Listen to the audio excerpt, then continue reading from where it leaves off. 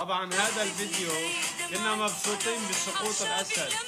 اتفرجوا بعد ما فرحنا بسقوط الأسد اللي ما شفنا المناظر اللي هلا بدي أورجيكم إياها. كثير انبسطنا بسقوط الأسد. خلصنا من بوت بشار الأسد، اجتنا صرماية أحمد الشرع. وشوفوا لي هذا الفيديو. طالع هلا من النادي معدي بالعظمية، شفت هي المرأة غراض بيتها بالأرض وبيركب الشارع هي وبناتها. المخلوقة ما عندها بيت، وصاحب البيت اللي بخاف الله على أساس طالعة من بيتها لأني ما معها تدفع أجار.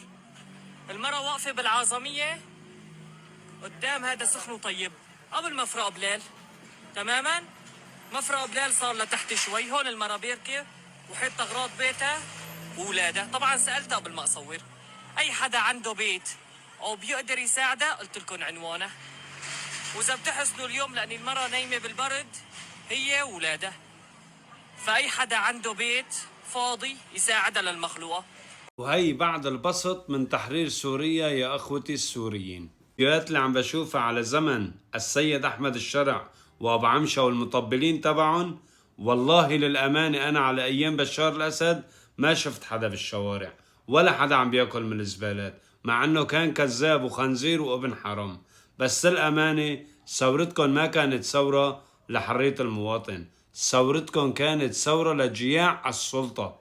انتو جوعانين سلطة، مالكم طالعين مشان حرية المواطن وعم تضربونا من نيات. والله عم نحامي المدنيين، لك هذا واجبكم، واجبكم لك ابني.